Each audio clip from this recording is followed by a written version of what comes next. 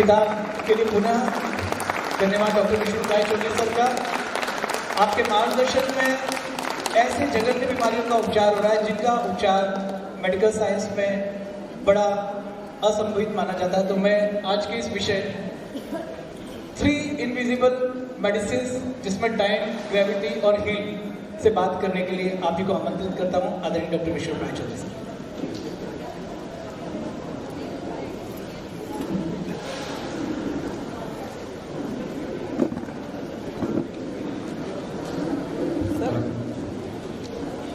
मेरी आवाज़ आप तक पहुंच रही? धन्यवाद आप सबका, आपने मुझे मौका दिया यहाँ आने का।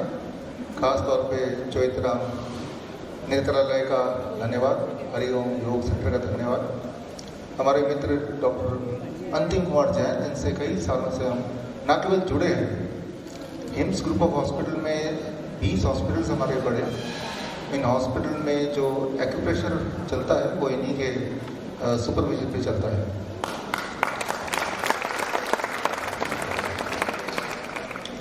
तो चाहे देश में बड़े से बड़े हर तरह के हॉस्पिटल्स हों, या फिर हमारे हिम्स ग्रुप ऑफ हॉस्पिटल हों, या फिर ये हॉस्पिटल जहाँ पे आज हम हैं, तो समझना होगा हमें कि हॉस्पिटल की ज़रूरत कब पड़ती है, क्या करें कि इसकी ज़रूरत ही ना पड़े।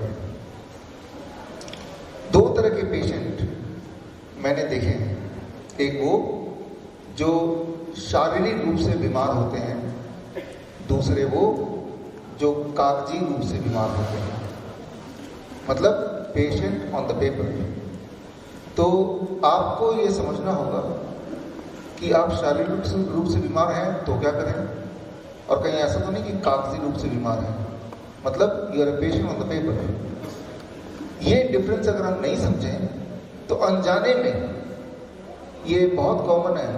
एक हेल्दी इंसान अपने आप को समझ बैठता है बीमार हो, और उसका इलाज करते जाते हैं, और वो इलाज ही उसको बीमारी के दलदल में ढकेले रखती है, वहीं पे वो परमानेंटली बैठे रहते हैं। तो कुछ बातों को हमें समझना होगा, और उसके लिए आप यहाँ पे देख रहे हैं ये मॉडल मेरे पास, किस तरह से बीमारी काम करती है, किस तरह से मॉडर्न इलाज काम करता है, ये अगर आपको समझना है तो आपको ये समझना है। अब ये मॉडल आपके आंखों के सामने है। इस मॉडल के माध्यम से मैं आपको समझाना जा रहा हूं कि कागजी पेशेंट कौन है और असली पेशेंट कौन है, असली पेशेंट, नकली पेशेंट। तो हमारे हॉस्पिटल में कैंसर के पेशेंट आते हैं, हार्ट डिजीज के आते हैं, ज़्यादातर किडनी पेशेंट्स आते हैं, 4th stage cancer, advance stage kidney failure patients. लेकिन मैंने ये देखा उनमें से 90% तो कागजी पेशेंट होते हैं, नकली वाले 10% ऐसे होते हैं जो असली वाले होते हैं। यानी वो 90% वो हैं जिनको इलाज की ज़रूरत नहीं है, 90% इलाज की कोई ज़रूरत नहीं है, लेकिन वो किसी भी हॉस्पिटल जाएंगे तो उनको इलाज दे दिया जाएगा। और 10% ऐसे हैं जिनको इलाज की ज़रूरत तो है, लेकिन घर पे रहते हुए इलाज की ज़रूरत है, ना कि हॉस्पिटल में। यानी कि हॉस्पिटल में रहते हुए इलाज की ज़रूरत कितने लोगों को है? 0, एक को भी नहीं। तो अब जो मैंने आपको बताया, हो सकता है कि आप इस बात से सहमत ना हो, तो उसके लिए मैं कुछ सबूत, कुछ एग्जाम्पल आपको दिखाने वाला हूँ। कोशिश करूँगा कि मैं थोड़ा जल्दी खत्म कर दूँ ताकि सवाल जवाब के लिए थोड़ा टाइम मिल जाए आपको। तो शुरू करते हैं। मान लीजिए कि आप दुनिया के सबसे अच्छे फुटबॉलर प्लेयर हैं, सबसे बढ़िया footballer, number 1 football player of the world आप हैं, और मैं फार्मास्यूटिकल कंपनी। मैं चाहता हूं कि आप फुटबॉल में हार जाएं, और अगर आप हार जाएंगे तो ही मेरी जीत, ये मान लेते हैं। तो मैं आपको बोलता हूं ये लो फुटबॉल, और आप गोल करके दिखाओ। आप दुनिया के नंबर 1 फुटबॉल प्लेयर, आप गोल कर देंगे। अब मैं चालाकी करता हूं कि जब आप इधर उधर देख रहे हैं, चुपके से मैं गोल पोस्ट को छोटा कर देता हूं। फिर कुछ दिन बाद बोलता हूं कि आप फुटबॉल को गोल करके दिखाओ, लेकिन आप तो दुनिया के नंबर 1 फुटबॉल प्लेयर हैं, आप फिर गोल कर देते हैं। मैंने कहा तो गड़बड़ हो गई। फिर जब आपका ध्यान इधर उधर रहता है, चालाकी से मैं गोल पोस्ट को और छोटा कर देता हूँ। फिर दोबारा आपको बुलाता हूँ, गोल करके दिखाओ, लेकिन आप तो दुनिया के नंबर 1 फुटबॉल खिलाड़ी हैं, तो 1-2 बार ट्राई करने के बाद गोल कर ही देते हैं। तो अब मैं कुछ नियम लगा देता हूं। मैं क्या करता हूं, मैं आपको बोलता हूं गोल यहां से नहीं, गोल वहां से करना, नियम बदल देता हूं। मैं फुटबॉल बदल देता हूं, फुटबॉल का साइज इतना बड़ा कर देता हूं, गोल पोस्ट छोटा है। इतने नियम लगा देता हूं कि दुनिया का नंबर 1 फुटबॉल प्लेयर होने के बावजूद भी आप गोल ही नहीं कर सके। ये जो मैंने आपको एग्जाम्पल दिया, यही आजकल का जो मेडिकल इंडस्ट्री, मेडिकल साइंस नहीं, मेडिकल इंडस्ट्री का सच है। ये सच अगर आप जान जाएंगे तो वो जो 90% हैं जिनको लग रहा था कि वो पेशेंट है, कम से कम वो लोग बचाए जा सकते हैं इमीडिएटली, जो उदाहरण मैं दे रहा हूँ उस उदाहरण से। नेक्स्ट। तो अब देखिए, जो आप स्लाइड देख रहे हैं, आप में से बहुत सारे लोग कोलेस्ट्रॉल की दवाई खाते होंगे, आपके परिवार के लोग खाते होंगे। 1977 से पहले अगर हैरिसन प्रिंसिपल इंटरनल मेडिसिन पढ़े तो 300 से अधिक किसी का कोलेस्ट्रॉल है तो उसको हाई कोलेस्ट्रॉल माना जाता था। लेकिन 1977 के बाद वो 300 की जगह 250 हो गया कि 250 से ऊपर होगा तो भी हाई कोलेस्ट्रॉल है। तो क्या होगा, जिसका 270 था वो अब हाई कोलेस्ट्रॉल घेरे में आ गया, है ना। तो 10% ज़्यादा लोग दवाइयों पे आ गए। फिर 1988 में 250 का 240 हो गया। साथ में LDL एक नया कंडीशन लगा दिया, वो फुटबॉल की तरह एक नया रूल और लगा दिया कि, और उसके बाद करते करते रूल्स पे रूल्स बढ़ गए और वो जो गोल पोस्ट का साइज है वो 300 से 250, 250 से 240 और आज का सच आपको पता है 200, राइट, 200। तो जैसे ही आपका ध्यान इधर उधर हुआ, साइज छोटा होता चला गया, छोटा होता चला गया।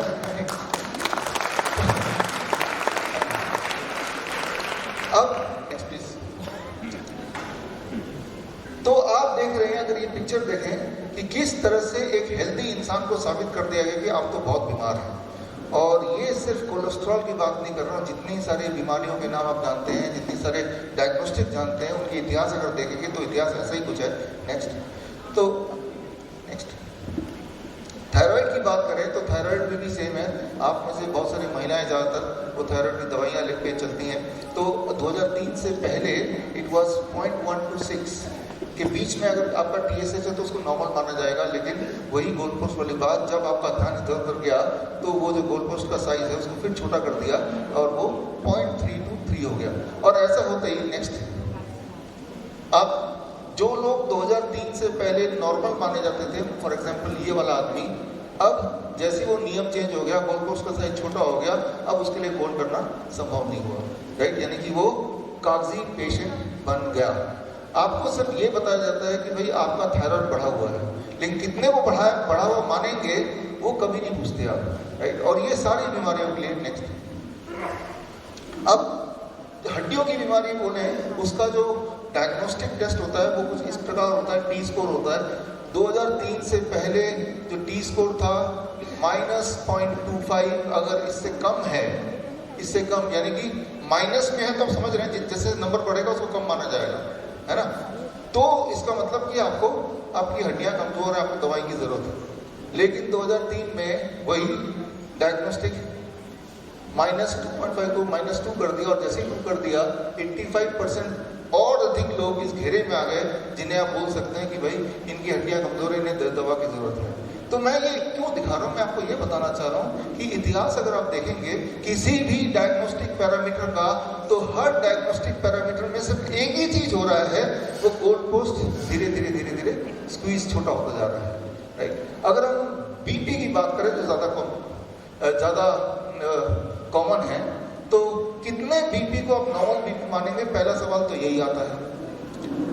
पूरे दुनिया में बहुत सारे ऑर्गेनाइजेशन है जो BP के ऊपर काम कर रही हैं, ये ऐसा दिखाते हैं कि वो काम कर रही हैं। WHO बोलता है कि BP 120/80 से नीचे हो तो अच्छा है।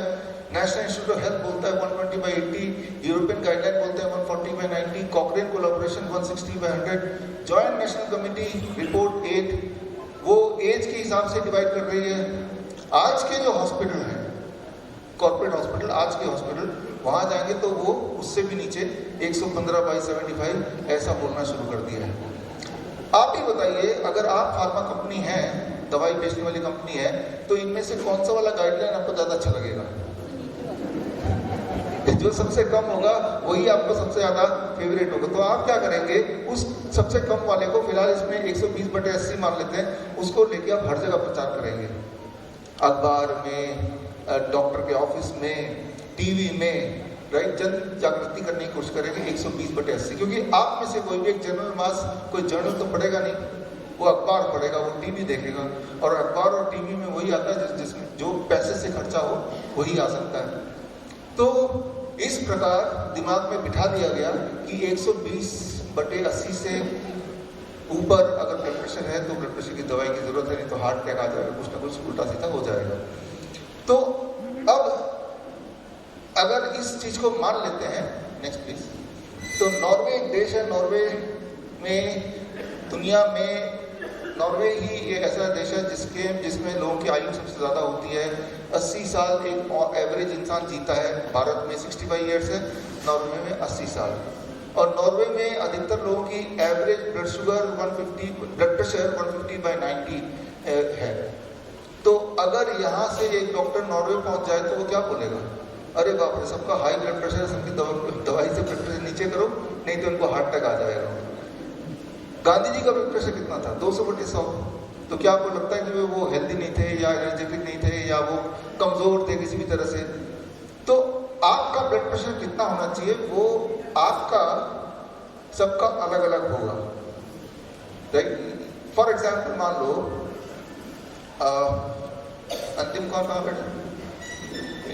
मैं अभी वियतनाम गया। वियतनाम जाने के बाद मुझे ध्यान आ रहा है अंतिम के लिए तो मुझे चप्पल लेके आने थे और मैंने इनका साइज लिया नहीं। तो मैंने क्या किया, वहीं पे 10 लोगों को पकड़ा, 10 लोगों को पकड़ा, सबके चप्पल के साइज ले लिए, किसी का 7, किसी का 10, किसी का 5, लेके सबको जोड़ दिया, /10, नंबर आ गया कि 8। तो मैंने मान लिया कि अंतिम का साइज चप्पल का 8 होना चाहिए।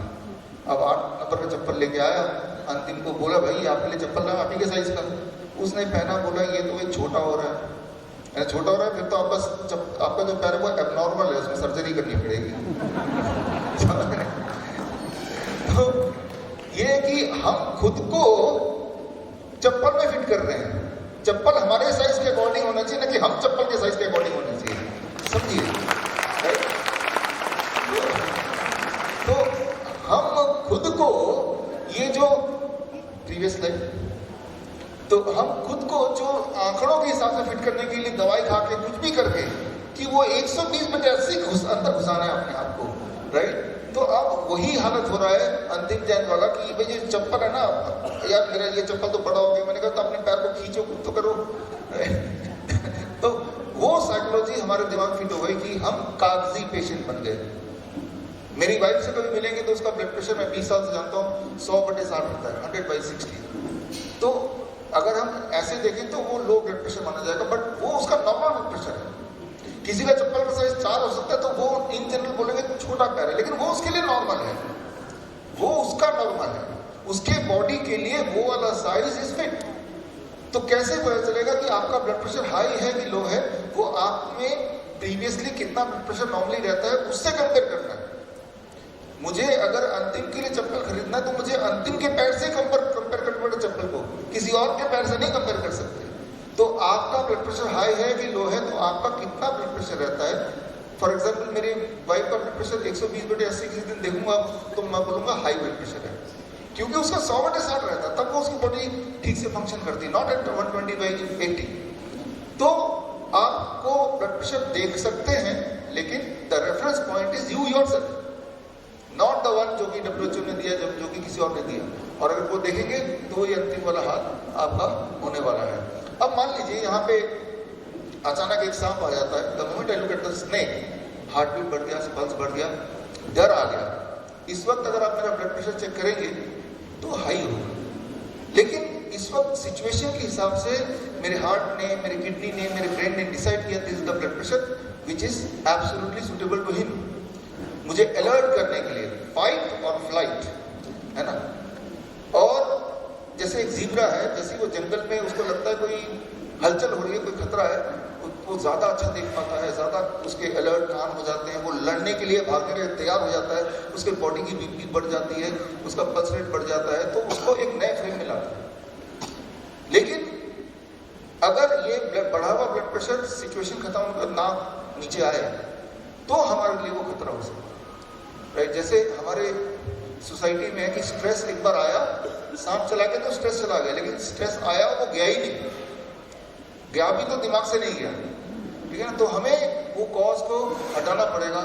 आप एक एक्सपेरिमेंट कीजिए, अपना ब्लड शुगर चेक कीजिए। जो हेल्दी है उनको बोल रहा हूँ, डायबिटिक पेशेंट उनको भी बोल रहा हूँ, ब्लड शुगर चेक के लिए ब्लड शुगर और एक डरावनी मूवी देखिए, डरावनी मूवी देखने के बाद आप दोबारा अपना ब्लड शुगर चेक कीजिए, आपका ब्लड शुगर बढ़ा हुआ मिलेगा।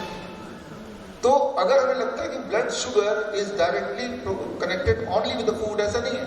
आपकी सोच, आपका स्ट्रेस, वो भी सारा कंट्रीब्यूट कर रहा है। तो जो चीज कंट्रीब्यूट कर रहा है, जब तक उसको हटाएंगे नहीं तब तक आप ठीक हो ही नहीं सकते, राइट। तो नेक्स्ट स्लाइड प्लीज। अब जिनको ये लगता है कि हाई ब्लड प्रेशर से हार्ट अटैक होता है, तो इसका मतलब ये है कि जिन लोगों का हार्ट अटैक हुआ है उन सबका हाई ब्लड प्रेशर रहे होंगे।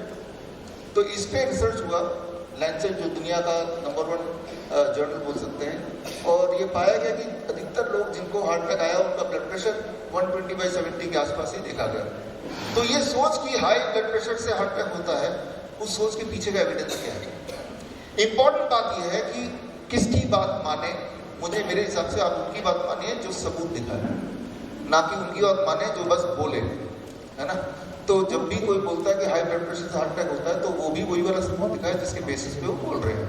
तो क्या अब आता है ब्लड प्रेशर के बाद सबसे कॉमन कागजी पेशेंट या सबसे ज्यादा कागज के पेशेंट वो होते हैं ब्लड शुगर वाले। भरमार, जैसे अभी आप देखेंगे अखबार में भी आ रहा है कि भारत में पूरी दुनिया का सबसे बड़ा डायबिटीज के नंबर ऑफ लोग हैं। तो सबसे बड़ा आंकड़ा कैसे बना, क्या वाकई में इतने लोग हैं? तो 4 में से 1 डायबिटिक बता रहे हैं भारत में से, यानी कि यहाँ पे करीब 600 लोग हैं, तो 600 में से 200 या 150 लोग डायबिटिक पेशेंट, ऐसा बता दिया, राइट। और हम मान भी ले जाते हैं, मान के भी बैठे हैं, और उस हिसाब से अपना इलाज भी करा रहे हैं, राइट। तो इसका सच पता होना जरूरी है। तो इसको सच जानने के लिए हमें इतिहास में जाना पड़ेगा। ये जो ग्लूकोमीटर है, अगर मैं आपसे पूछता हूँ ग्लूकोमीटर का आविष्कार कब हुआ था? आज से 50 साल पहले हुआ था। तो लेकिन डायबिटीज जो उससे पहले भी रहा होगा, तो तब हम कैसे मेजर करते थे हमारा ब्लड शुगर कितना है, जब ग्लूकोमीटर नहीं था? वो तो 50 साल से था, वो करीब 70 साल पहले आविष्कार हुआ था, लेकिन 50 साल से वो लोगों में उपलब्ध था। जब तो आविष्कार हुआ और उपलब्धि नहीं है तो उसको तो छोड़ ही दो। लेकिन अधिकतर लोगों के दिमाग में लगता है कि ग्लूकोमीटर न जाने जन्मों जन्मों से है। जब ग्लूकोमीटर नहीं था तब कुछ लक्षण देखे जाते थे, और वो लक्षण ज्यादा एक्यूरेट है आज के ग्लूकोमीटर से। फॉर एग्जाम्पल, मान लो आपने खाना खाया, 4 लोग बैठे और एक उनमें से उसके चेहरे पे पसीना आ गया, तो यानी कि इसका ब्लड शुगर जितना होना चाहिए उससे अधिक है। उसका जितना बॉडी से आ सकता है उससे थोड़ा और अधिक है, तो बॉडी उसको पसीना निकाल रहा है चेहरे से। आपने गौर किया होगा, गर्मी का मौसम नहीं है, लेकिन 4 में से 5 में से 1 आदमी का पसीना निकल रहा है अनयूजुअल तरीके से, मतलब ब्लड में शुगर ज्यादा है जितना होना चाहिए उससे। दूसरा, पेशाब उसका लेके अगर आप छिड़क देंगे तो वहां पे चीनी आ जाएगी, यानी कि पेशाब में जितनी शुगर होनी चाहिए उससे ज्यादा शुगर इतनी है कि चीनियों को अट्रैक्ट कर रही है ना। तीसरा, उनका पेशाब अगर वो टेस्ट करेंगे तो मीठा होगा। तो ये 3 तरह से, तो ये ज्यादा सटीक है कि उसका बॉडी जब शुगर को संभाल नहीं पा रही है तो पेशाब के रास्ते बाहर निकालेगी, पसीने के रास्ते बाहर निकालेगी, और अगर संभाल पा रही है तो ये काम नहीं करेगी। तो बड़ा सिंपल है। तो this is diabetes. Diabetes is not a disease, it's called high sugar in the blood। इसके बॉडी में कितना थ्रेशोल्ड होगा वो सबका बॉडी अलग अलग है, सबके कपड़े का साइज अलग अलग होता है, सबके चप्पल का साइज अलग अलग होता है, सब में बॉडी में कितने शुगर पे उसका बॉडी फंक्शन करेगा वो भी अलग अलग हो सकता है या होता है। तो कैसे पता चलेगा? तो ऐसे पता चलेगा जैसे 50 साल से पहले पता करते थे। अब जब ये ग्लूकोमीटर एक आ गया, एक टूल बोल लो, हथियार बोल लो, तब सोचा कि इसी पे निर्भर होते हैं। आप एक्सपेरिमेंट कीजिए, आज कर सकते हैं। आप ग्लूकोमीटर लीजिए, अपने 5 उंगली से ब्लड निकालिए, एक ही ग्लूकोमीटर से चेक कीजिए। किसी में 125 आएगा, उसी दूसरे उंगली में 150 आएगा, तीसरे में 160 आएगा, सब में 5 में 5 नए नंबर आएंगे। और आप ऐसे ग्लूकोमीटर में निर्भर हो जाते हैं और अपने आप को बीमार मानने लगते हैं, राइट। मैं ये बोलना चाह रहा हूँ कि जिस चीज पे आप निर्भर होकर अपने लाइफ एंड डेथ का फैसला कर रहे हैं, अपना इलाज करा रहे हैं, उसको तो चेक कर लीजिए कि वो कितना अपने आप में एक्यूरेट है। अगर आपका बॉडी पसीना दे रहा है खाना खाते तुरंत बाद, पेशाब में चींटे अट्रैक्ट हो रही हैं या वो मीठा है, तो ही आप डायबिटिक पेशेंट है। नहीं तो आपका बॉडी जितना भी शुगर है वो ठीक से वो मैनेज कर पा रहे हैं, दैट्स ऑल, राइट। तो ये हमें समझना पड़ेगा कि हम ज़्यादा मॉडर्न के चक्कर में अपने जो बॉडी के जो सिग्नल सिस्टम है, सिग्नलिंग सिस्टम, उसे हम इग्नोर तो नहीं कर रहे। तो जरा इतिहास बड़ा इंटरेस्टिंग है, 2 मिनट समझा दूँ डायबिटीज़ का इतिहास, उसके बाद से आपको डायबिटीज़ से कभी डर नहीं लगेगा। और कोई अगर एक्चुअली डायबिटीज़ पेशेंट है उनके लिए क्या करना है वो थोड़ी देर में मैं आपको बता देता हूँ। It is not difficult, next please. तो ठीक है, अब देखिए ये जो ब्लड शुगर कितने होने से डायबिटीज़ होगा, ये सवाल का जवाब ढूंढने के लिए पूरे दुनिया में कई सारे ट्रायल हुए। उनमें से सबसे जो फेमस ट्रायल है वो आपकी आंखों के सामने है, ये जानना आपके लिए थोड़ा जरूरी है।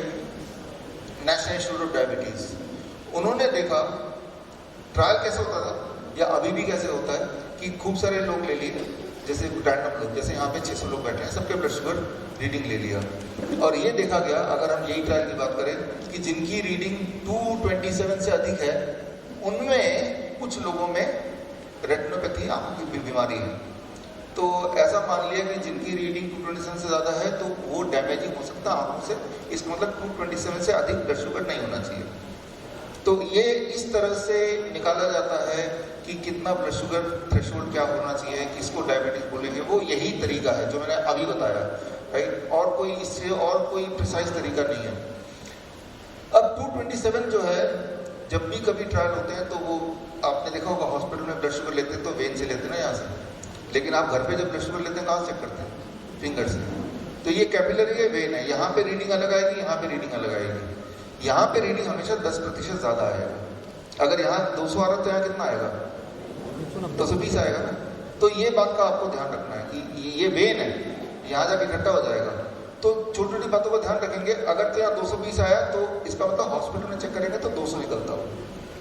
ये अप्रोक्सीमेट है सारा कुछ, लेकिन इस तरह से देखा जाता है ना।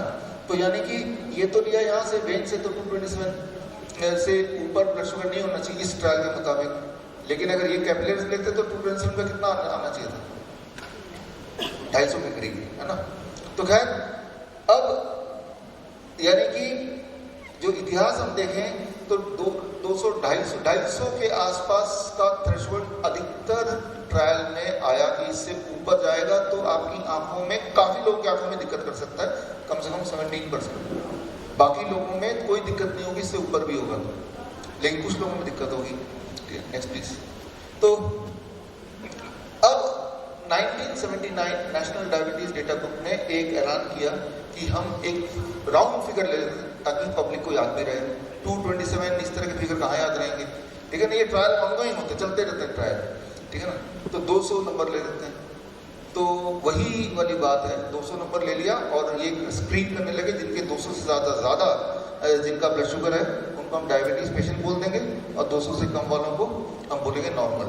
लेकिन फिर क्या हुआ, 1999 आते आते 97 आते आते वही हुआ जो आपके साथ हुआ थोड़ी देर पहले, कि जैसे ही इधर उधर आपकी निगाहें गई, इस थ्रेशोल्ड को थोड़ा और कम कर दिया गया। एक नया टर्म ले आए कि 126 फास्टिंग ब्लड शुगर को भी एक नया नियम जोड़ दिया।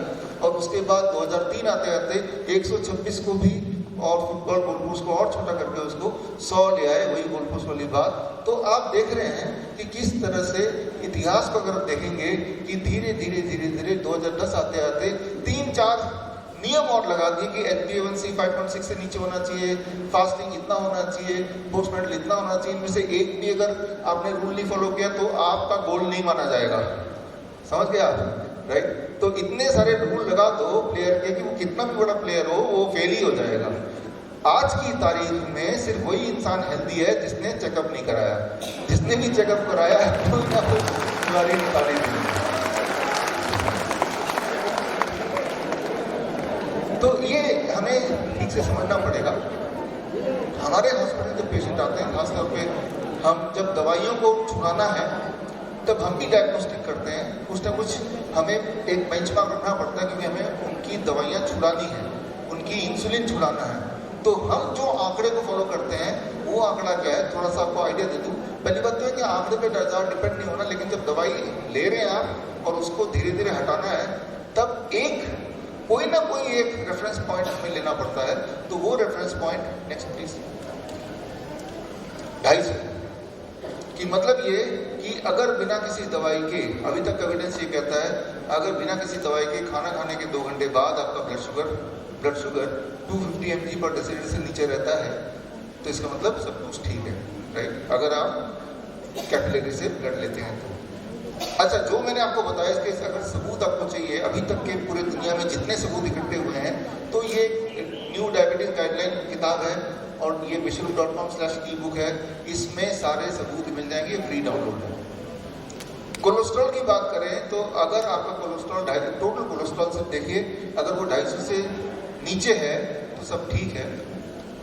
LDL HDL छोड़िए, टोटल कोलेस्ट्रॉल 250 से नीचे रहना चाहिए। इसके सबूत अगर आपको चाहिए तो ये किताब है, हाई कोलेस्ट्रॉल और मेडिकल फ्रॉड। जब से कोलेस्ट्रॉल का नाम कोलेस्ट्रॉल पड़ा तब से लेके अभी तक के जो सबूत है उसमें डाले हैं, आप देख सकते हैं। अगर 250 से ऊपर है आपका रीडिंग बिना किसी दवाई के, तो क्या दवाई लेनी चाहिए? तब भी दवाई कभी नहीं लेनी चाहिए। तब उस नंबर को 250 से नीचे करना है। कैसे करना है? सिर्फ एक नियम, डोंट ईट कोलेस्ट्रॉल। ऐसा फूड जिसमें कोलेस्ट्रॉल से खाओ। कोलेस्ट्रॉल आपका बॉडी बनाता है और कोलेस्ट्रॉल जो खाते हैं वो आपके बॉडी में जाता है, आपके ब्लड में जाता है। तो आपके ब्लड में 2 तरह के कोलेस्ट्रॉल है, एक वो जो बॉडी ने बनाया वो ब्लड में है, एक जो आपने खाया वही ब्लड में है। तो जो खाया वो एक्स्ट्रा है, बॉडी कभी एक्स्ट्रा नहीं बनाएगी, बॉडी तो उतना बनाएगी जितनी बॉडी को जरूरत है। लेकिन जो आपने खाया बॉडी को नहीं पता कि भाई एक्स्ट्रा कितना आ रहा है, तो that becomes extra. Don't eat cholesterol. कैसे पता चलेगा कौन से फूड में कोलेस्ट्रॉल है? बड़ा सिंपल, भगवान ने प्लांट को कोलेस्ट्रॉल बनाने की पावर, ताकत नहीं दी। तो जब भी आप कोई भी ऐसा फूड खाएंगे जो वेजिटेरियन है तो उसमें कोलेस्ट्रॉल नहीं हो सकता। जैसे काजू है, ये प्लांट से है कि एनिमल से है? तो इसमें कोई कोलेस्ट्रॉल नहीं है, राइट। जैसे घी है, ये प्लांट से है कि एनिमल से है? इसमें कोलेस्ट्रॉल है। तो जब भी आप कोई भी फूड मुंह में लेने से पहले आप पूछेंगे कि इसमें ये प्लांट से है कि एनिमल से है? अच्छा, प्लांट से तो खा लेता हूँ, यानी कि आप कोलेस्ट्रॉल नहीं खा रहे। जब कोलेस्ट्रॉल खा ही नहीं रहे तो आपके बॉडी में कोलेस्ट्रॉल एक्स्ट्रा हो ही नहीं सकता, क्योंकि आपके बॉडी में वही वाला कोलेस्ट्रॉल है जो आपका बॉडी खुद बना रहा है। और वो कोलेस्ट्रॉल बहुत महत्वपूर्ण है। आपके बाल, आपके नाखून, आपका ब्लड, आपका सारे हर तरह के हार्मोन, हर तरह के केमिकल रिएक्शन, सारे सेल जो नए बनते हैं आउटर सेल, सब में तो कोलेस्ट्रॉल चाहिए। ऊपर से कोलेस्ट्रॉल की दवाई खाकर उसको कम करें, वो कभी मत कीजिए, very very dangerous. Don't take cholesterol medicine, rather cholesterol अधिक है तो उसको कम कीजिए by not eating cholesterol food. तो इसका मतलब कि हमें नॉन वेजिटेरियन डेयरी प्रोडक्ट छोड़ना होगा अधिक से अधिक। लेकिन जैसे मेरे जो सेंटर है मलेशिया, वियतनाम, वहाँ नॉन वेज ही खाते हैं, पता ही है आपको। उनको अगर हम बोलेंगे कि भाई आप नॉन वेज छोड़ दो तो बोलेंगे नहीं, आपकी कोई जरूरत नहीं फिर, है ना। तो उतना ज़्यादा वो अटैच्ड है नॉन वेज। मैं उनको बोलता हूँ कि भाई छोड़ो नहीं, अगर नहीं छोड़ना चाहते तो कम कर दो, कम से कम वो फूड मत खाओ, वो एनिमल मत खाओ जिसमें हाई कोलेस्ट्रॉल वाला एनिमल। कैसे पता चलेगा कौन से एनिमल में हाई कोलेस्ट्रॉल है? उसका सिंपल रूल है, जितने सारे पैर उतना ज्यादा कोलेस्ट्रॉल, राइट। जैसे सुअर है, 4 पैर है, बहुत कोलेस्ट्रॉल, बिल्कुल मत खाओ ऐसे फूड। मुर्गी बेचारी 2 ही पैर है, कम कोलेस्ट्रॉल। खाना है तो कभी खा लो, मतलब उनको, राइट। मछली 1 भी पैर नहीं है तो और कम कोलेस्ट्रॉल, ये फिर भी ठीक है। कई लोग बोलते हैं सांप, वो पूछते हैं मुझे उसमें तो पैर ही नहीं है। सांप के अगर आप देखेंगे स्किन के नीचे there are thousands of micro legs, very very dangerous, right. तो बोलने का मतलब ये है कि पहली बात तो अवॉइड एनिमल फूड, और बाहर की दुनिया के लिए try to avoid the animals with more number of legs. उनको ये मैं बोलता हूँ कि खाने से पहले अगर नॉनवेज खा भी रहे हो, पहले देखो लेग कितने, let me count the legs and then eat, right. तो खैर यहाँ पे मैं आपको ये बताना चाह रहा हूँ, चाहे ब्लड शुगर हो या ब्लड या कोलेस्ट्रॉल हो या ब्लड प्रेशर हो, जो आंकड़ा है 250 का फिगर याद रख सकते हैं। ब्लड प्रेशर मान लो, ब्लड प्रेशर भी 250 मतलब सिस्टोलिक एंड डायस्टोलिक को प्लस कर लो। मान लो किसी का 150/90 है, दोनों को प्लस करेंगे कितना आएगा? 240, 250 के नीचे ना, तो रफली इतना मानो। वैसे तो सबसे इंपॉर्टेंट क्या है कि आपका इतिहास क्या कहता है, राइट, आपका प्रीवियस कई सालों से ब्लड प्रेशर कितना रहता है उससे कंपेयर करना, उससे अचानक ऊपर आ गया, अचानक नीचे आ गया, तो वो आपका हाई या वो आपका लो है, राइट, उसी से कंपेयर करेंगे। ग्रेजुअली तो धीरे धीरे सभी का ब्लड प्रेशर ऊपर की तरफ आता है, हर 10 साल में 10% ब्लड प्रेशर बढ़ता है सभी का, वो तो एक अलग बात है। लेकिन अचानक से कुछ ऊपर नीचे आया तो that means that is your high, that is your लो। तो खैर जो बातें मैंने आपको बताई उनकी या तो एविडेंस मैंने आपको दिए या फिर ये बुक्स हैं, इसमें एविडेंस है, ज्यादा एविडेंस है तो इस बुक में देखना पड़ेगा। एक जो कुछ सालों से एक भूत की तरह डरावना वर्ड आ गया है, क्रेटिनिन। Next please. हमारे हॉस्पिटल में 70%, 60 से 70% पेशेंट वो होते हैं जो किडनी वाले पेशेंट होते हैं, और पिछले 3-4 साल में मैंने देखा किडनी वाले पेशेंट्स की भरमार हो गई है, और उसमें अधिकतर पेशेंट नकली किडनी पेशेंट। नकली किडनी पेशेंट मतलब कागजी पेशेंट। कागजी पेशेंट मतलब कि उनको कोई किडनी इशू अपेरेंटली नहीं है, लेकिन उनका रिपोर्ट को देखें तो रिपोर्ट बोलेगा कि किडनी पेशेंट है। तो ये पार्ट आपके लिए जानना बहुत जरूरी है, क्योंकि क्या पता कि आपने गलती से कोई चेकअप करा लिया और प्रेग्नेंट का कुछ आ गया, वहां पे घोषित कर दिया कि आप किडनी पेशेंट हैं। आप बोलेंगे मुझे तो कोई तकलीफ नहीं है, तो डॉक्टर बोलेगा तकलीफ नहीं तो हो जाएगी। अब इसका क्या जवाब है ना? तो डर के मारे आप बोलेंगे डॉक्टर क्या करना चाहिए, तो बोलेंगे ये दवाई लो, ये दवाई लो। वो दवाई लेंगे तो तकलीफ तो हो ही जाएगी आगे, फिर वो याद दिलाएगा, याद है मैंने बोला था तकलीफ हो जाएगी, वो तो हो गया, है ना? तो किडनी पेशेंट ना बन जाए, इसीलिए जो मैं आपको स्लाइड दिखा रहा हूँ ये जानना जरूरी है आपके लिए थोड़ा सा। क्रेटिनिन एक शब्द है, क्रेटिनिन शब्द में ये बहुत ही डरावना है अधिकतर लोगों के लिए कि किडनी क्रेटिनिन बढ़ गया तो मतलब कि वो किडनी पेशेंट हो गया, किडनी पेशेंट हो गया तो डायलिसिस में चला गया, ट्रांसप्लांट में चला गया और वो मर गया। ये उसकी दुनिया ऐसे बन जाती है। तो यहाँ ये समझना होगा कि क्रेटिनिन किसी का भी बढ़ सकता है, तो क्रेटिनिन के बढ़ने का मतलब ये नहीं है कि आप किडनी पेशेंट बन गए। जब भी कभी आपको कभी फीवर होगा, जब भी कभी आपको वायरल होगा, बैक्टीरियल इन्फेक्शन होगा, तब सभी का टेम्पररीली क्रेटिनिन बढ़ सकता है या बढ़ जाता है। बाई चांस उसी के आसपास अगर आपने KFT रिपोर्ट कराई तो आपका किडनी क्रेटिनिन बढ़ा मिलेगा, तो आप समझ लीजिए कि ये टेम्पररीली आपके इन्फेक्शन की वजह से बढ़ा है, कम हो जाएगा, पहली बात। दूसरी बात, क्रेटिनिन कई और फैक्टर से बढ़ सकता है। कभी कभी स्टेरॉइड जो लोग लेते हैं, स्टेरॉइड से भी क्रेटिनिन बढ़ जाता है। पहले तो स्टेरॉइड लीजिए मत, फिर क्रेटिनिन अपने आप नॉर्मल हो जाएगा। तीसरी बात, जो लोग एनिमल फूड खाते हैं उनमें भी क्रेटिनिन खाने की वजह से बढ़ जाता है। एक्सपेरिमेंटली जो लोग एनिमल फूड खाते हैं अपना क्रेटिनिन चेक कीजिए, फिर खूब सारा रेड मीट खाइए, खाना नहीं है वैसे लेकिन एक्सपेरिमेंटली बोल रहा हूँ, खाने के 2 घंटे बाद चेक कर लिए, 2 घंटे बाद ही 2 घंटे के अंदर क्रेटिनिन बढ़ जाएगा। तो क्या हम मान लें कि 2 घंटे के अंदर किडनी फेल हो गई? नहीं, आपने क्रेटिनिन खाया, यानी कि एनिमल फूड खाया, क्रेटिनिन खाया तो ब्लड में क्रेटिनिन दिखा, उसका किडनी से कोई कनेक्शन नहीं है। आपके घर के आसपास कोई बॉडी बिल्डर अगर हो, उसे बोलिए अपना KFT चेक कराए, उसका KFT यानी कि उसका क्रेटिनिन बढ़ा मिलेगा अधिकतर। जितना आपके बॉडी में मसल होगा उतना क्रेटिनिन बढ़ा होगा। तो इसका मतलब ये नहीं कि उसकी किडनी फेल हो गई, नहीं तो ज्यादातर पहलवान तो बोलेंगे क्रेटिनिन को पैरामीटर बना लें तो किडनी फेल हो गई। कभी कभी जब आपका किडनी फेल हो जाता है तब भी क्रेटिनिन बढ़ जाता है। यानी कि क्रेटिनिन के बढ़ने के कई सारे कारण हो सकते हैं, उनमें से एक कारण जरूर किडनी फेलियर है, लेकिन हर बार क्रेटिनिन बढ़ा है तो किडनी फेलियर कोई जरूरी नहीं है। कैसे पता चलेगा कि आपका क्रेटिनिन जो बढ़ा है वो किडनी फेलियर की वजह से बढ़ा है या फिर अन्य कारण है?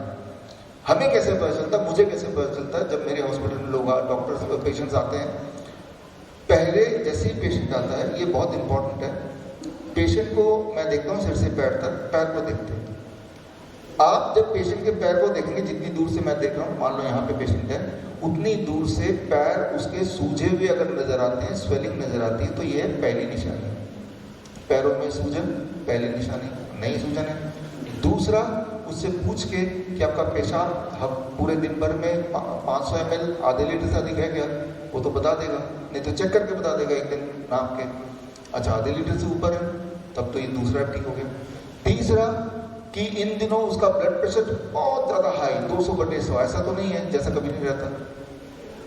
चौथा, साथ में खुजली वगैरह, खुजली रहती हो बॉडी में अनयूजुअल तरीके से, उल्टी भी होती हो, कमजोरी भी आ गई हो, तो ये सारे सिम्टम अगर टुगेदर होंगे तो अब वो किडनी का पेशेंट है। यानी कि सिर्फ कागज में लिख देने से नहीं, अगर शरीर में सिम्टम है तो, अब शरीर में सिम्टम नहीं है, सिर्फ कागज में लिख दिया और अब वो डायलिसिस पे चला जाएगा जस्ट बिकॉज क्रिएटिनिन ज़्यादा है, तो वाकई में जितनी बार आप डायलिसिस में जाएंगे आपका किडनी उतनी बार पिछली बार से और खराब होता चला जाएगा, तो आप ऑटोमेटिकली किडनी पेशेंट बन ही गए। तो ये बात आप ही को समझनी पड़ेगी, you have to understand this. और ये सवाल आता है कि किडनी बढ़ने से क्या उसके मरने के चांसेस बढ़ जाते हैं किडनी पेशेंट्स में? इस पे एक ट्रायल हुआ, एक स्टडी हुई, वो स्टडी आपको यहाँ दिख रही है, सबसे बड़ी स्टडी, जिसमें 5388 पेशेंट ने पार्टिसिपेट किया। लेकिन इसमें उनको ये दिखा कि जिनका क्रिएटिनिन ज़्यादा था किडनी पेशेंट में, उनमें मौतें कम थी। तो ऐसा नहीं कि क्रिएटिनिन के बढ़ने से आपके मरने के चांस बढ़ जाएंगे, बल्कि इसका उल्टा निकला, राइट। तो यहाँ पे मैं आपको ये शब्द क्यों बता रहा हूँ, क्योंकि हम अपने हॉस्पिटल में ये बहुत कॉमनली देखते हैं कि एक पेशेंट डरा सना आता है, वो पेशेंट ही नहीं है, हेल्दी इंसान है, जस्ट बिकॉज उसके डॉक्टर ने बोल दिया कि आपका क्रिएटिनिन बढ़ गया है। क्रिएटिनिन नाम का भूत दिमाग में बिठा दिया कि क्रिएटिनिन बढ़ने से आप मर सकते हैं। इसीलिए यहाँ पे मैं थोड़ा टाइम लेके इसको समझाना चाह रहा हूँ। मैं कंक्लूसिवली ये समझाना चाह रहा हूँ कि डायग्नोस्टिक के जाल में आपको नहीं पड़ना चाहिए। शरीर क्या कह रहा है उसको सुनना चाहिए। शरीर अगर कह रहा है कि पैरों में सूजन, पेशाब, यूरिन आउटपुट कम हो रहा है, वीकनेस हो रही है, खुजली हो रही है, ये सारी चीज शरीर बता सकती है, राइट। और अगर शरीर कह रहा है वीकनेस है तो आप पेशेंट हैं, शरीर कह रहा है सूजन है तो पेशेंट हैं, लेकिन सिर्फ कागजी पेशेंट नहीं, राइट। एक आखिरी उदाहरण देके मैं इसको यहाँ पे क्लोज करूंगा कि ताकि यहाँ पे सबसे इंपॉर्टेंट बात, कागजी पेशेंट बनने से हम बचें। सिर्फ इसलिए कि पेपर में डायग्नोस्टिकली बोल रहे हैं तो हम पेशेंट बन गए, उससे बचें। इसके लिए एक आखिरी एग्जांपल देके करना क्या होगा अगर आप असली वाले पेशेंट हैं, उस पर आ जाता हूँ, वीडियो है ना। अब देखिए जो कोरोना काल था उस वक्त सबका टेस्ट हो रहा था, कोई कागजी पेशेंट, RT-PCR टेस्ट, वो नेगेटिव आएगा तो ही आप ट्रेवल कर सकते हो, नेगेटिव आएगा तो ही आप बस में चढ़ सकते हो, था ना। तो उस वक्त हमने क्या किया, कुछ सैंपल लिए, बंदर के सैंपल, खरगोश के सैंपल, नाक से, मुंह से, कुत्ते के मुंह से, नाक से, मच्छर के सैंपल, मक्खी के सैंपल, चिड़िया के सैंपल लिए और लेके कोविड टेस्ट लैब चले गए कि भाई इनका टेस्ट कर देना कौन से पॉजिटिव कौन से नेगेटिव। उनको नहीं पता था कि ये भाई ये सैंपल इंसानी नहीं है। और टेस्ट के रिजल्ट आया, खरगोश कोविड पॉजिटिव, कुत्ता कोविड पॉजिटिव, एक मच्छर कोविड पॉजिटिव, एक खरबूजा कोविड पॉजिटिव। फिर हमने बोला कि हाँ ये रिपोर्ट दे दो हमें, और बता दिया हमने कि भाई ये तो इनमें से एक भी इंसान नहीं है। जब उन्होंने बोला ये रिपोर्ट का नाम क्या लिखूं, तो लिख दो खरगोश, लिख दो खरबूजा। तो उन्हें एक अलर्ट हुए, अरे क्या है, हमने बोला ये तो भाई इन्हीं के सैंपल थे तो यही नाम लिखना पड़ेगा, क्या हम तो रिपोर्ट देंगे नहीं। तो लेकिन तब तक हमने चला के हमने एक ही हमने कैमरे लगा दिए थे ताकि वो मुकर गए तो वो हमने तो रिकॉर्ड कर लिया। फिर हमने नेक्स्ट प्लीज ये किताब निकाली, naked truth of Covid test. हमने ये कंक्लूड किया, अभी ये लाइव भी चल रहा है और ये 3 साल से ये किताब ऑलरेडी अमेजन पे है। हमने ये कंक्लूड किया कि हर 10 में से 1 टेस्ट कोविड पॉजिटिव होता है। यहाँ पे 600 लोग अगर बैठे हैं तो अब सबका कोविड टेस्ट अभी हो जाए, 60 लोग निकलेंगे कोविड पॉजिटिव। फिर दोबारा से थोड़ी देर बाद दोबारा टेस्ट हो जाएगा, दोबारा 60 लोग निकलेंगे, but this time these 60 people will be different than the previous 60 people। तो और अगर आपको भरोसा ना हो जो मैं बोल रहा हूँ, भरोसा मत कीजिए, बिल्कुल मत कीजिए। मैं तो चाहता हूँ कि भरोसा ना करें तो आप 5-10 हज़ार रुपये लेके किसी भी टेस्ट लैब में जाके कुछ सैंपल पकड़ के, लिविंग थिंग का होना चाहिए, बस आप खुद करके देख लीजिए ना, एक बार खुद करके देख लीजिए। तो मैं ये क्यों एग्जाम्पल दिखा रहा हूँ, क्योंकि आप उस टेस्ट को देख के अभी भी आते आते, और वो लोग भी यहाँ पे आए होंगे मेरे ख्याल से, जो अहमदाबाद से भी आए हैं, छोटी बच्ची की रिपोर्ट देख के ऐसे घबरा गए, पेशेंट को डॉक्टर ने बोला बच्ची 16 ईयर्स की है कि किडनी निकाल के फेंक दो। यही है, इसी ऑडियंस में बैठे अभी, राइट, अहमदाबाद से आए। वो तो शुक्र है कि हम मुझसे मिल लिए और मैंने बोला कि 3 से 5 दिन लगेंगे, जो सिम्टम आपके हैं वो चले जाएगा बच्चे का, फिर अपनी लाइफ में मस्त हो जाए। 3 to 5 days, वो भी घर पे। और घर पे क्या करना है वो मैं आप सबको बता रहा हूँ मैं। तो मैं ये बोलना चाह रहा हूँ कि आप डायग्नोस्टिक की दुनिया को समझें, क्योंकि वही आपको ट्रैप में डाल रहा है, और डाला भी कि घर से निकल नहीं सकते कोविड पॉजिटिव, राइट। तो उसके उदाहरण मैंने दिए। ये किताब आप यहाँ से डाउनलोड कर सकते हैं, लिंक आपके सामने। और ये किताब को आज तक किसी ने चैलेंज नहीं किया। मैं तो चाहता हूँ चैलेंज करे कोई क्योंकि जो भी चैलेंज करेगा तो पोल उसी की खुलेगी, क्योंकि ये जो मैंने बताया ये सच है। लेकिन थैंक यू। अभी तक जितनी सारी चीज़ें बताई हैं उनमें उनके एविडेंसेस अगर जानने हैं आपको और डिटेल में जाना है आपको, तो ये किताबें हैं, ये फ्री लिंक है, फ्री डाउनलोड है। अब आते हैं कि करना क्या होगा। करना ये होगा कि अपना डॉक्टर खुद बनना होगा। अपना डॉक्टर खुद बनने के लिए क्या करना होगा? अगले 10 मिनट तक जो मैं बोल रहा हूँ उसको सुनना होगा बस, ठीक है ना। तो आते हैं नेक्स्ट प्लीज, नेक्स्ट। तो ये cure at the rate 72 hours, ये हमारा एक कार्यक्रम है जो कि पिछले 14 साल से हम अलग देश विदेश में करते हैं, महीने में एक बार, राइट। और इसमें 3 दिन के अंदर पेशेंट को अपने हॉस्पिटल में उनको ठीक करने का, उनकी दवाइयाँ छुड़ाने का, उनके सिम्टोमेटिक रिलीफ देने का हम एक 3 दिन का प्रोटोकॉल है। लेकिन ये प्रोटोकॉल के लिए आपको हमारे हॉस्पिटल आने की जरूरत नहीं है, जो मैं अभी बताऊंगा वो घर पे करने की जरूरत है। तो घर पे भी वही वाला लाभ मिलेगा जो कि हमारे कैंप में आके मिलता है, हमारे हॉस्पिटल आके मिलता है, ठीक है ना। तो क्या हम करते हैं, 3 दिन में 3 मेडिसिन देते हैं, 3 दवाइयाँ देते हैं। जब मैं बोलता हूँ मेडिसिन, तो मेडिसिन का मतलब कैप्सूल, टैबलेट, टॉनिक, इंजेक्शन ही नहीं। मेडिसिन का मतलब, मेडिसिन क्या होता है? अगर डिक्शनरी में देखेंगे, medicine is a science, any science which can help to cure और prevent a disease, that is a medicine. कोई भी साइंस जो आपको ठीक होने में या जो आपको ठीक करने में काम आए, साइंटिफिक होनी चाहिए, वो मेडिसिन। तो if this is the definition of medicine, then I give 3 medicine, जिनमें पहला मेडिसिन जो दुनिया का मुझे लगता है अब तक का सबसे पावरफुल मेडिसिन, पहला और सबसे पावरफुल मेडिसिन जो आपके सामने में ला रहा हूं, next please, time as medicine. Time as medicine क्या है, इसको मैं आपको समझा देता हूं कि अगर आप ऐसा कर सकें, सुबह 8 बजे से पहले कुछ नहीं खाएंगे, शाम के 6 बजे के बाद कुछ नहीं खाएंगे, यानी कि डिनर बाय 6 PM, पानी कभी भी पी सकते हैं कितना भी। अगर आपने ये कर लिया तो आपका जो सर्केडियन क्लॉक है बॉडी का, सर्केडियन क्लॉक मतलब आपका हार्ट, आपका किडनी, आपकी सारे जो ऑर्गन है उसके आपस का ताना बाना वो सेट होने लगता है और बॉडी डिजीज से रिकवर करने लगती है। इस साइंस को समझना हो तो ये किताब ले लें, इसको पढ़ लें, ये लिंक दिया हुआ है। लेकिन सीधे हम आते हैं करना क्या है और उसमें होगा क्या, कंक्लूजन में आते हैं सीधे। टाइम एज मेडिसिन हम अपने हॉस्पिटल में करते हैं। सुबह 8 बजे से पहले हमारा किचन खुलता नहीं है, शाम को 6 बजे, हद से 7 बजे हमारा किचन बंद हो जाता है। और इसका मतलब patient can not eat after 6 PM और at the most after 7 PM। Patient can not eat before 8 AM, right. जैसे ही हम ये करते हैं, तो हम ये देखते हैं हमेशा, नेक्स्ट स्लाइड,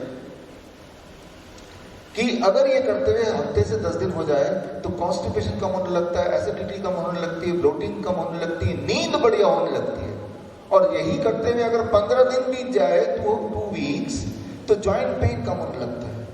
यही करते हुए 3 हफ्ते होने लग जाए, 3 वीक्स पार कर जाए, तो ब्लड शुगर, ब्लड प्रेशर ये कम होने लगता है। जो लोग दवाइयाँ लेते हैं उनकी दवाइयों को छोड़ना पड़ता है, छोड़नी मजबूरी हो जाती है। और कहीं यही करते हुए 1 महीना से अधिक होने लगे तो गैस्ट्रिक इसोफेगल रिफ्लक्स डिजीज वो ठीक होने लगता है।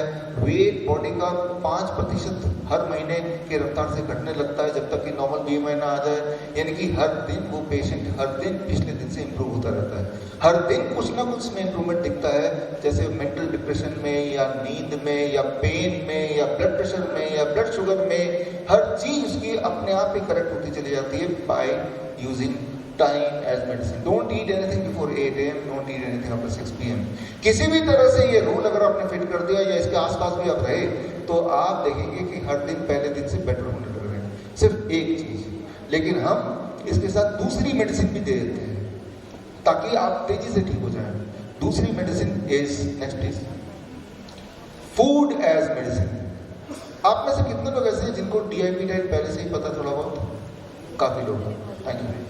पिछले 12-14 साल से DIP डाइट का मैं प्रचार कर रहा हूँ और DIP डाइट में हमने देखा पिछले 14 साल में भारत में, भारत के बाहर कई देशों में इसके ट्रायल हुए हैं।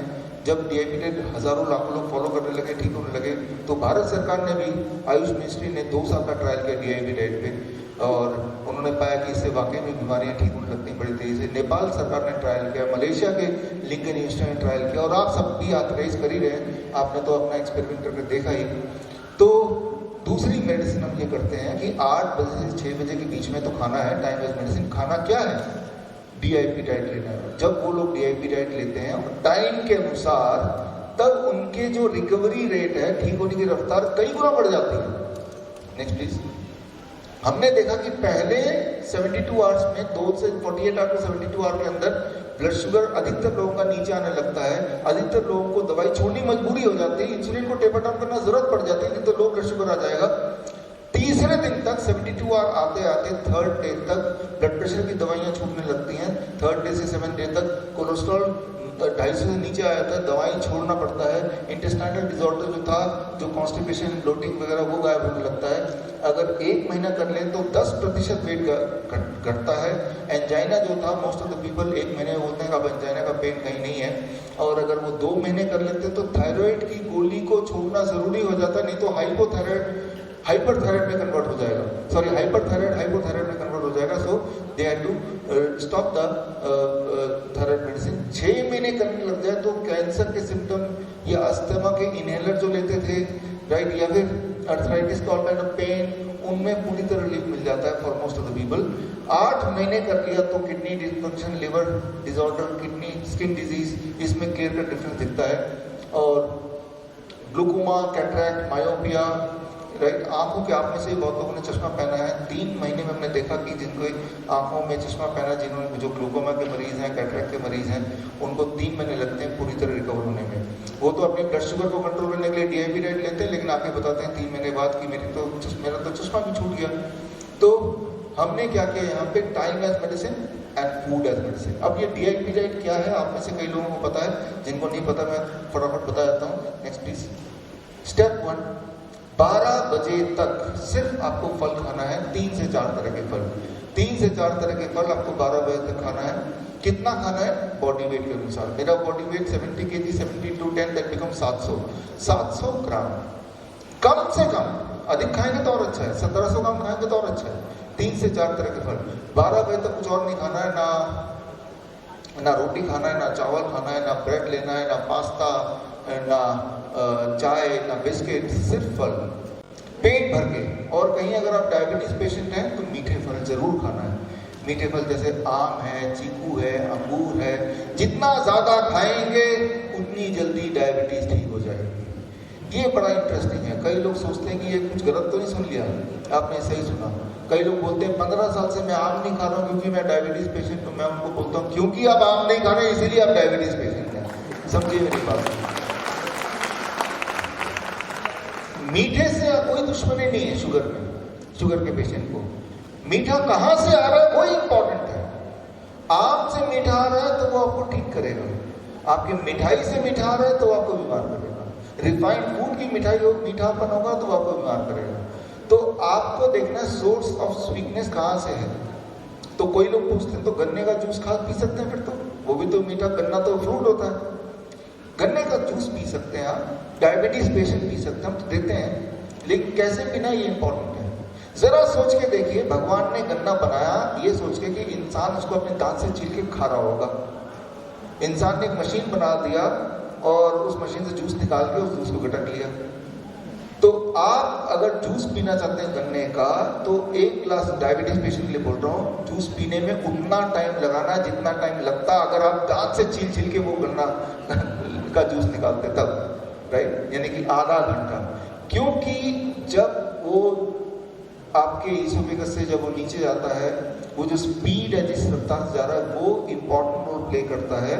जिस स्पीड से वो जा रहा है उसी स्पीड से इंसुलिन ब्लड में पहले आ रही है, राइट। वो जो एक सिंक्रोनी है उससे डायबिटीज कंट्रोल होता है।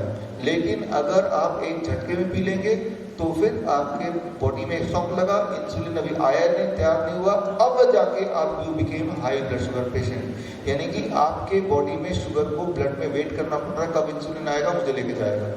तो मैं आपको ये बोलना चाह रहा हूँ यहाँ पे कि भाई 12 बजे तक बी ओनली ऑन फ्रूट्स, 3 से 4 तरह का फल, सीजनल फल, जो फल मिल जाए पेट भर के, 1 बार में, 2 बार में, 3 बार में, जितने में पेट भर जाए। अप्रोक्सीमेटली मैंने बता दिया कितना खाना है, that become step 1। Step 2, next please. Next, lunch और डिनर दोनों में जब बैठेंगे, लंच में बैठेंगे या डिनर बैठेंगे, 2 प्लेट लेके बैठिए, प्लेट 1 एंड प्लेट 2। प्लेट 2 में जो आप अभी खाते हैं, रोटी सब्जी दाल चावल इडली सांभर, जो भी आपका ट्रेडिशनल डाइट है, वेजिटेरियन डाइट, वो यहाँ पे रहेगा। और प्लेट 1 में 3 से 4 तरह की कच्ची सब्जी, टमाटर, खीरा, मूली, गाजर, ककड़ी, मटर, सलाद पत्ता, लाल पीली हरी शिमला मिर्च, प्याज वगैरह, जितने सारे तरह के ऐसे वेजिटेबल जो कच्चा खाया जा सके या फिर स्टीम करके खाया जा सके, जैसे मटर है, ब्रोकली है, गोभी है, वो लिया। कितना? Body weight into 5। My body weight is 70 kg into 5, that becomes 350 grams. जब मैं 300-350 ग्राम खाऊंगा तब ये बनेगा दवाई, मेडिसिन। जब यूं ही 2-4 टुकड़े खाएंगे तो ये है फूड। पहले आपको ये खा लेना है और ये खाने के बाद आपको ये खाना। आप देखेंगे 2-3 दिन के अंदर ये खाने के बाद आपका एपिटाइट, आपकी भूख, आपकी मेटाबॉलिज्म इतनी बढ़ जाएगी कि नॉर्मली अभी तक अगर आप सिर्फ 3 या 4 रोटी खाते हैं तो अब उससे अधिक खाना पड़ेगा, जबकि आप ये खा चुके हैं तब। यानी कि बॉडी में खुराक की जरूरत ज्यादा बढ़ जाएगी, ये अच्छी बात है।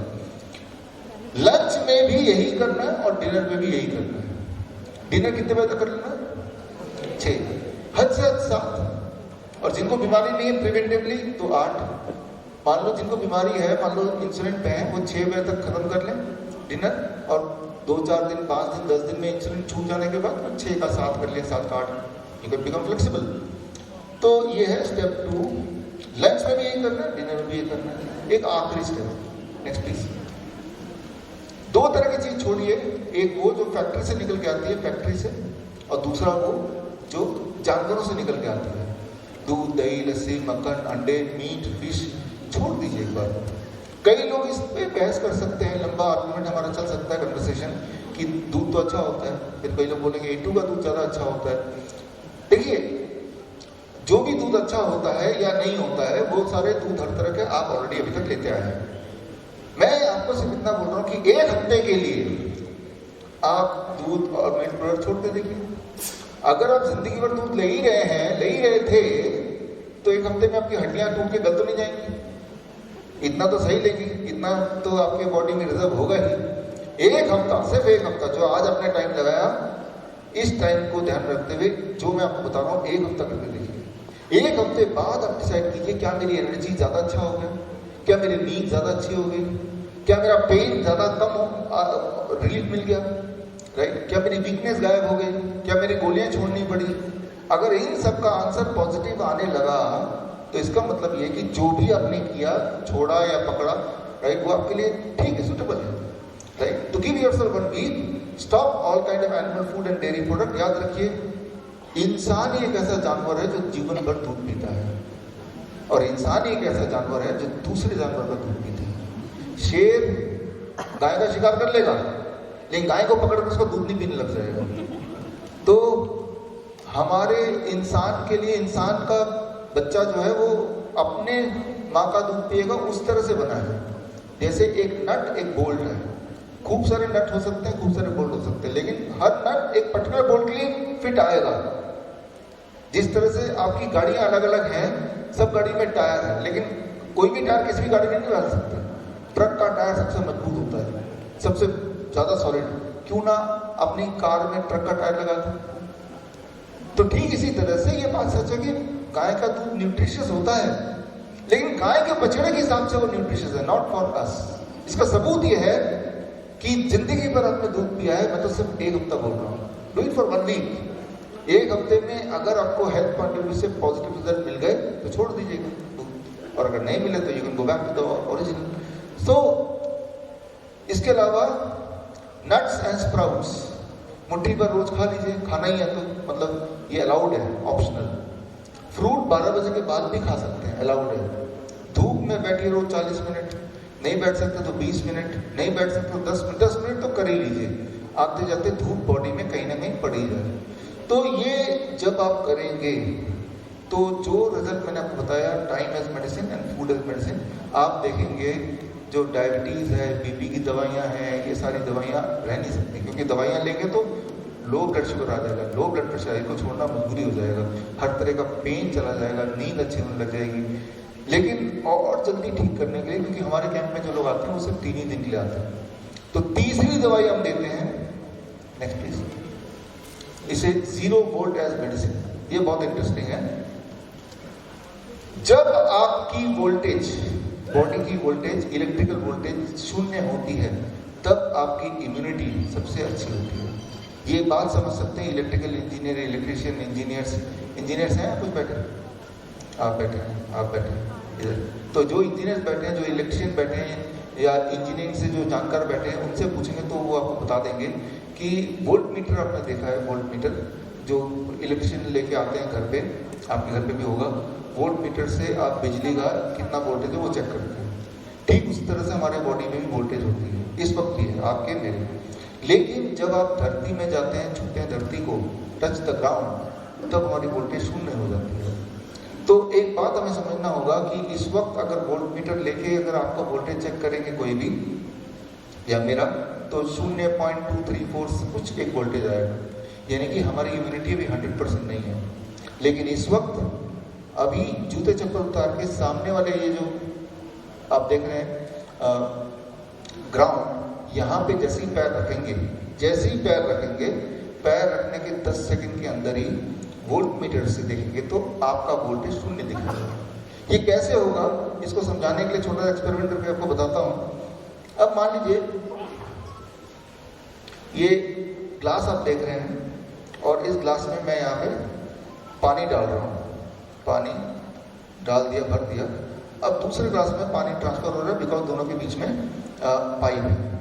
मेरा आपसे सवाल है कि एक से दूसरे में ट्रांसफर कब तक होता रहेगा? वेरी सिंपल, हाँ, आपने करेक्ट आंसर दिया।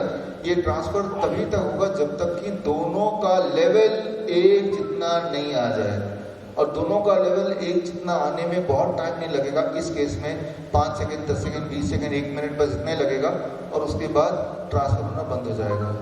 जिस तरह से यहाँ पे दोनों का लेवल एक होने तक ट्रांसफर हो रहा है, और एक होने के बाद जैसे हमें पता है कि ट्रांसफर होना बंद हो जाएगा, ठीक उसी प्रकार जब आप धरती को टच करेंगे, अभी जाके भी इसके बाद जब टच करेंगे, तो धरती से इलेक्ट्रॉन आपके बॉडी में ट्रांसफर होने लगता है। और नेक्स्ट प्लीज, और इलेक्ट्रॉन जब धरती में ट्रांसफर होने लगता है, तो पहले 10 सेकंड के अंदर धरती से इतना इलेक्ट्रॉन आपके बॉडी में आ जाता है कि आपका लेवल, आपका पोटेंशियल वोल्टेज और धरती का पोटेंशियल एक हो जाता है, धरती का पोटेंशियल 0 माना जाता है। तो आप और धरती एक हो गए, कितनी देर में? 10 सेकंड में, फर्स्ट 10 सेकंड। ये कितनी बार के एक्सपेरिमेंट करके देख लीजिए, with in the first 10 second आपका पोटेंशियल, आपका वोल्टेज एंड धरती का वोल्टेज 0 हो गया।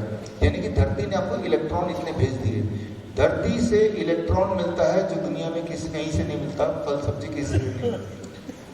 अगर आपने 20 मिनट तक धरती के साथ रहे, यानी कि नंगे पैर रहे, बैठे रहे, चलते रहे, 20 मिनट हो गए, तो आपका मूड, आपका स्ट्रेस, मूड ठीक होने लगेगा, स्ट्रेस कम होने लगेगा। कहीं आपने 30 मिनट से 45 मिनट तक अगर धरती के कांटेक्ट में रहे, तो जिनका हार्ट पैल्पिटेशन है, इरेगुलर हार्ट बीट है, उसमें आराम मिलने लगता है। कहीं अगर आपने ये 1 घंटे तक धरती के कांटेक्ट में रहे, तो बॉडी के जो पेन है, जॉइंट पेन वगैरह, उसमें रिलीफ मिलना शुरू हो जाता है। Just like pain killer, natural pain killer. आपको पेन है, पेन किलर चाहिए, ठीक है, जूते चप्पल उतारिए, बाहर बैठ जाइए 1 घंटे के लिए, देखिए पेन कम होता है कि नहीं। कैसे पेन कम होगा? धरती से इलेक्ट्रॉन जाएगा बॉडी में। एक बात याद रखिए, जब भी कहीं पेन है बॉडी में, सिर से लेकर पैर तक, उसका एक ही कारण है, इन्फ्लेमेशन, घाव। और जब इन्फ्लेमेशन का सिर्फ एक ही कारण है, इलेक्ट्रॉन, या मेजर एक कारण है इलेक्ट्रॉन डेफिशिएंसी। इलेक्ट्रॉन की कमी से इन्फ्लेमेशन हुआ, इन्फ्लेमेशन से पेन हुआ। तो इलेक्ट्रॉन बॉडी को चाहिए। इलेक्ट्रॉन का हमारे पास एक ही डोनर है, वो कौन है? अर्थ। तो अर्थ पे गए, अर्थ ने 1 घंटे में इलेक्ट्रॉन से भर दिया, और जो पेन हो रहा था वो इन्फ्लेमेशन कम हुआ, पेन कम हो गया। तो it is a pain killer. आप कभी ट्राई कीजिए, अगली बार जब भी दर्द हो, हेडेक हो, माइग्रेन हो, जॉइंट पेन हो, पीठ दर्द हो, राइट, पेट दर्द हो, जैसे ही कोई दर्द हुआ, पेन किलर चाहिए, आ जाओ बाहर, बैठ जाइए, 1 घंटा पढ़ते रहिए, कुछ भी कीजिए, आप देखेंगे पेन किलर की तरह वो रियल पेन किलर। और अगर ये 1 से 2 घंटे अगर धरती के कांटेक्ट में आप रहते हैं, तो उस रात की नींद बड़ी अच्छी होगी। और ओवरनाइट रात भर धरती कॉन्टैक्ट में रहते हैं। रात भर हम कैसे रह सकते हैं? बहुत ही इंटरेस्टिंग। हमारे हॉस्पिटल में अगर आएंगे, हिम्स ग्रुप ऑफ हॉस्पिटल है, हर बेड में जब पेशेंट तो रात को सोएगा, हमें पता है, तो हमने क्या किया, यहाँ भी करके आप एक्सपेरिमेंट कर देख सकते हैं।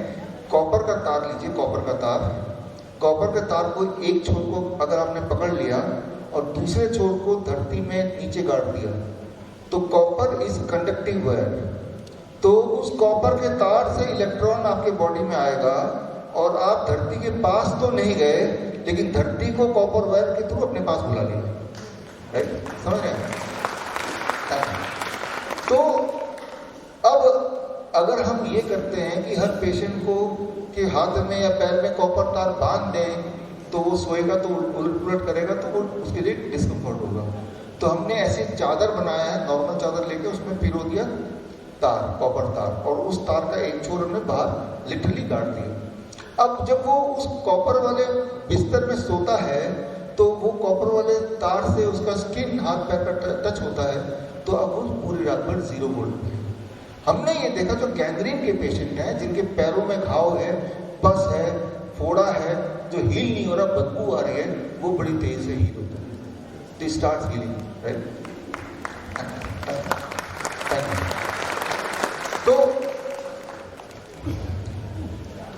तो यहाँ पे ये जो मैंने आपको बताया, this if you can do it for 7 days, यानी कि एक बेडशीट आपने बनाया, 7 दिन के लिए इसको कर लिया, तो आप देखेंगे कि जिंदगी भर सप्लाई ऑफ इलेक्ट्रॉन धरती से मिलती जाएगी। एक ही बार बनाना है आपको बेडशीट, राइट। एक छोटे से एग्जांपल से इसको कंक्लूड करते हैं, वो ये कि एक बच्चा सोचिए, छोटा इन्फेंट चिल्ला रहा है, डिस्ट्रेसफुल है, राइट, रो रहा है, उसके घर वाले सब लोग मनाने की कोशिश कर रहे हैं, लेकिन मान नहीं रहा है। लेकिन जैसे ही माँ की गोद में जाता है, एकदम से वो न जाने कहाँ उसके दुख दर्द गायब हो जाते हैं, जबकि माँ ने कुछ नहीं किया। ठीक उसी प्रकार जैसे ही आप धरती माँ की गोद में जाते हैं, छूते हैं, आपके भी दुख और दर्द कम होना शुरू हो जाता है, लिटरली कम होना शुरू हो जाता है। वेरी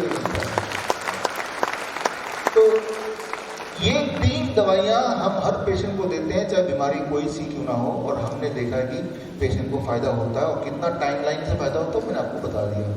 एक मैं 2-3 मिनट और लूँगा, और एक इमरजेंसी दवाई, क्या जब किसी को कुछ इमरजेंसी हो जाए, हार्ट अटैक आ जाए, किसी का ब्लड प्रेशर बहुत ज़्यादा बढ़ जाए, फीवर हो जाए, तो एक तीसरी दवाई हम देते हैं, चौथी दवाई, that medicine is next please, heat health medicine. इसकी जो मैं बता रहा हूँ वो किताब ये है, डिटेल में जाके यहाँ पढ़ सकते हैं। ये एक ऐसी मेडिसिन है जो हर एक के घर में रखनी चाहिए, आपको पता होना चाहिए। Next please, next. कभी किसी को हार्ट अटैक का सिम्टम आने लगे, कभी किसी को बुखार आ जाए, कभी किसी का ब्लड प्रेशर हाई हो जाए, कभी किसी को स्ट्रेस हो जाए, कभी किसी को टायर्डनेस लग जाए, तो हम अपने हॉस्पिटल में या अपने घर पे भी हम यही करते हैं कि पानी का बकेट आपके पास है, बाल्टी सबके घर में, गर्म पानी 42 डिग्री सेल्सियस, याद रख लीजिए दिमाग, 42 डिग्री सेल्सियस पानी गर्म करेंगे। एक वाटर थर्मोमीटर खरीद ही लीजिए, हाँ, और उसमें ऐसे बिठा देते हैं, पानी के टेम्परेचर को मेंटेन करने के लिए थोड़ा थोड़ा पानी हम बदलते भी रहते हैं। आधा घंटा अगर बुखार वाले पेशेंट को ऐसे बिठा दें, तो आधे घंटे के बाद उसका बुखार कम होने लगता है। आधा घंटा एंजाइना वाले पेशेंट को बिठा दें तो उसका एंजाइना चला जाता है। आधा घंटा हाई बीपी के पेशेंट को बिठा दें तो बीपी नॉर्मलाइज होने लगता है बाय 10 to 20%। अगर आपको फैटीग है, आपको स्ट्रेस है, आपको थकावट है, आपको वीकनेस है, और आधा घंटा ऐसे बैठ जाए, तो आपका वीकनेस, आपका फैटीग, आपका स्ट्रेस कम होने लगता है। तो ये है इमरजेंसी मेडिसिन, चाहे वो बीपी हो, चाहे वो फीवर हो, चाहे वो इवन हार्ट अटैक का पेन हो या एंजाइना हो, ये इस तरह से हम कर सकते हैं। लेकिन कभी कभी ये तो सिर्फ पैर है, राइट। Next please. अगर पूरे बॉडी को पानी के अंदर डालते हैं 40 डिग्री टेम्परेचर में, तो जो ऐसे पेशेंट हैं जो डायलिसिस वाले पेशेंट हैं, उनकी डायलिसिस छूट जाती है कुछ दिनों में। लेकिन ये हम अपने हॉस्पिटल में मैं सीन दिखा रहा हूँ, लेकिन ये सारी चीज लोग जुगाड़ से घर में भी करते हैं। घर पे कैसे करते हैं? Next slide please. ये किडनी पेशेंट है, इन्होंने इस तरह के लेक्चर का सिर्फ वीडियो देखा और घर पे कर लिया और अपने आप को ठीक भी कर लिया। तो मैं आपको ये बोलना चाह रहा हूँ कि ठीक होने के लिए हॉस्पिटल में आने की जरूरत नहीं है, नॉलेज की जरूरत है।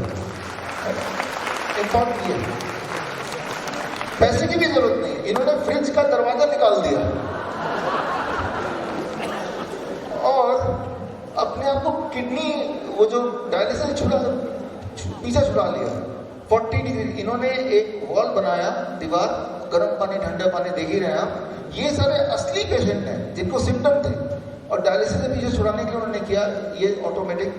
तो यहाँ पे कंक्लूड मैं ये कर रहा हूँ कि दो बातें हैं कंक्लूजन में। पहली बात ये कि कागजी पेशेंट कौन है और एक्चुअल पेशेंट कौन है, ये फर्क करना सीखें, कहीं कागज के चक्कर में ना पड़ जाए। अगर बॉडी कोई सिम्टम नहीं दे रही तो आप कोई पेशेंट नहीं है, पहली बात। और अगर बॉडी कोई सिम्टम दे रही है तो आप पेशेंट हैं। तो आपको कैसे ठीक होना है उसका मैंने 3 दवाइयां दे दी आपको, एक इमरजेंसी मेडिसिन दे दिया, तो मतलब तब भी घर पे ठीक हो सकते हैं। अभी यहाँ पे आप में से कई लोग मुझे मिले, बैक स्टेज में मिले, एक संतोष जी भी आई हैं वहाँ से, नोएडा से हैं, यहाँ पे बैठे कई लोग मिले। सब लोगों ने बोला कि हम आपसे जुड़ के ये आगे तक पहुँचाना चाहते हैं।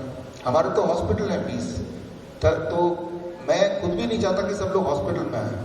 हॉस्पिटल हमने सैंपल तैयार किया है ताकि लोगों को दिखाएं कि ठीक होने का ये भी तरीका है, लेकिन असली ठीक होने का तरीका है कि जब आप ये घर पे करें, ना कि हॉस्पिटल आए, वहाँ तो खर्चा भी होगा, ठीक है ना। तो उसके लिए क्या करना है आपको, जो लोग चाहते हैं, जो आप में से योगा के टीचर हैं या नेचुरोपैथी के डॉक्टर्स हैं या होम्योपैथी के डॉक्टर्स हैं या हेल्थ एक्सपर्ट्स हैं या न्यूट्रिशन एक्सपर्ट्स हैं, और आप लोग चाहते हैं कि मुझसे मिलके अपना क्लिनिकल छोटा सा सेटअप कर लें, क्योंकि ये जो भी चीज़ें ये किसी को बता दे तो वो आराम से कहीं भी कर सकता है। इसके लिए बहुत बड़े बिल्डिंग की जरूरत नहीं है, राइट, क्योंकि इसमें कोई सर्जरी नहीं कर रहे आप, है ना, सिर्फ मॉनिटरिंग इंपॉर्टेंट है।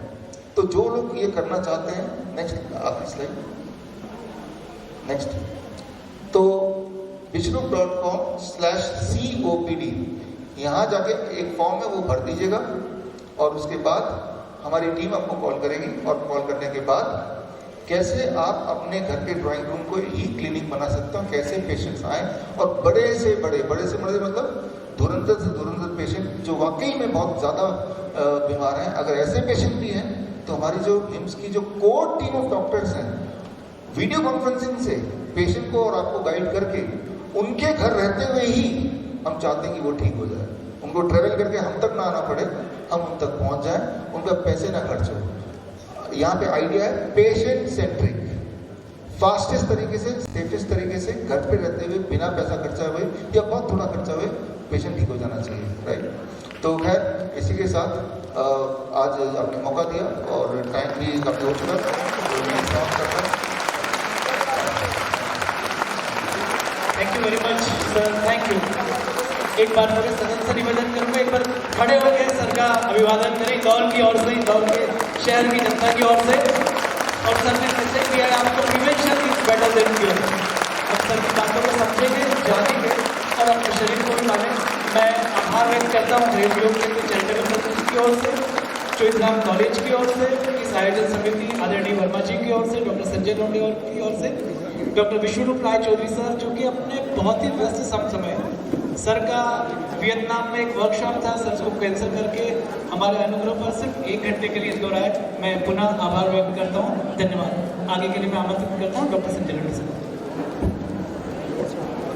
सभी यही बैठे रहेंगे, हमारे अतिथि इस गेट से बाहर थे। अब जिसको मिलना है वो ऑनलाइन और अलग तरीके से आप बात करें, इसको जो चल रही सभा इसको डिस्टर्ब नहीं करेंगे। मैं आमंत्रित कर रहा हूँ डॉक्टर दिलीप आचार्य, एक योग क्विज जो आपको हमने बताई थी उसके लिए। डॉक्टर दिलीप आचार्य साहब जो है वो सर्जन है, प्रसिद्ध सिविल सर्जन का पदभार भी रख चुके हैं, कैंसर सोसाइटी से जुड़े हुए हैं, IMA के इंदौर प्रेसिडेंट रह चुके हैं, MP के रह चुके हैं और राष्ट्रीय अध्यक्ष हैं नो टोबैको और कैंसर केयर सोसाइटी के डॉक्टर दिलीप आचार्य। आपके स्वागत के लिए मैं आमंत्रित कर रहा हूँ श्री पारस जी जैन। पारस जी जैन।